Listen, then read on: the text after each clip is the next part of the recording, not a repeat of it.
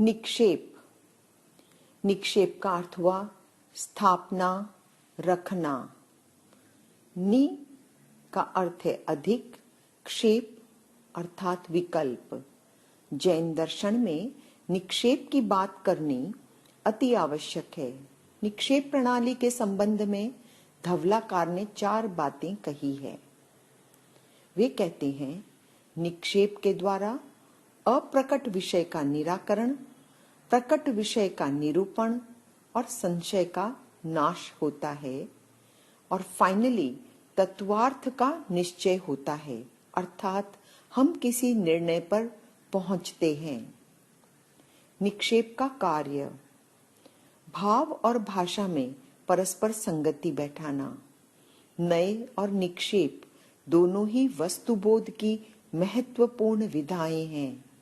तथापि निक्षेप अन्वेषण काल की प्रक्रिया है, निक्षेप में निराकरण होता है, और नय प्रमाण है, निर्णय काल की प्रक्रिया है, नए में गौण होता है। अतः पहले अन्वेषण करें, तत्पश्चात निर्णय करें। बिना निक्षेपण नए प्रमाण नहीं हो सकता। निक्षेप के अभाव में अर्थ का अनर्थ हो जाता है। किसी वस्तु को सिद्ध करना है तो साधन अनेक होते हैं, लेकिन साध्य एक ही होगा। प्रमाण और नए में गौण होता है। जैसे वस्तु को अस्थि रूप कहा तो वहां नास्ति को गौण किया जा रहा है, निषेध नहीं किया गया है। किंतु निक्षेपण काल में विशेष्य की सिद्धि के लिए जो विशेषण खड़ा किया जाता है, उसके माध्यम से किसी एक भाव को निषेधित किया जाता है और उसके आधार पर निक्षेप काल में स्थापना की प्रमुखता रहेगी। उसके सहावस्थान का निषेध किया जाता है। पहला, दार्शनिक शैली में स्थापना मुख्य होती है, सिद्धांत शैली में वस्तु का भाव मुख्य होता है और अध्यात्म शैली में अनुभूति मुख्य होती है। निक्षेप के प्रकार। निक्षेप के 4 प्रकार हैं: नाम, स्थापना, द्रव्य, क्षेत्र। धवला में इसके 6 प्रकार कहे गए हैं: नाम, स्थापना, द्रव्य, क्षेत्र, काल, भाव। नाम निक्षेप जाति, गुण, क्रिया, लक्षण आदि निमित्तों की अपेक्षा के बिना मात्र संकेत के आधार पर संज्ञाकरण करना नाम निक्षेप है। पर्यायवाची शब्द नाम निक्षेप में कार्यकारी नहीं होते हैं। जैसे बालक का नाम अनिल है, उसे कभी हवा पुकारें, कभी समीर, ऐसा नहीं होता। एक भिखारी का नाम लक्ष्मीपति और अरबपति का नाम मुफतलाल भी हो सकता है। स्थापना निक्षेप जो अर्थ तत्व रूप नहीं है, उसे तत्व रूप मान लेना स्थापना निक्षेप है। किसी प्रतिमा में भगवान, उपाध्याय आदि की स्थापना। यह स्थापना 2 प्रकार की हो सकती है: सद्भाव स्थापना, असद्भाव स्थापना, या हम कहें तदाकार स्थापना, अतदाकार स्थापना। सद्भाव स्थापना स्वगुरु के चित्र को अपना गुरु मानना, यह सद्भाव या तदाकार स्थापना है। और एक व्यक्ति शंख में अपने गुरु का आरोप कर देता है, उसे पूजने लगता है, यह असद्भाव या अतदाकार स्थापना है। नाम और स्थापना की समानता। दोनों ही वास्तविक अर्थ शून्य होते हैं। नाम और स्थापना में असमानता। नाम यावत कथित अर्थात जीवन पर्यंत रहता है, जबकि स्थापना निक्षेप यावत कथित भी हो सकती है, अल्पकालिक भी।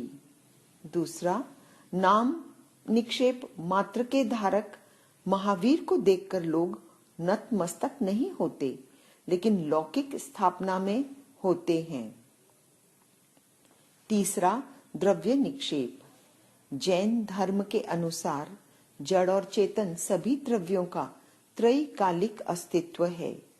वर्तमान काल अतीत और अनागत दोनों से संबंध रखता है। द्रव्य निक्षेप व्यक्ति अथवा वस्तु की अतीत और अनागत कालीन पर्यायों को ग्रहण करता है। इसके 3 प्रकार हैं। पहला, आगमतः द्रव्य निक्षेप। यह अनुपयोग अवस्था में होते हैं। इसमें ज्ञाता की अनुपयुक्त अवस्था होती है। इसमें भविष्य में राजा बनेगा अथवा जो अभी राज्य संचालन के दायित्व से मुक्त हो गया है, दोनों को ही राजा के संबोधन से संबोधित किया जाता है।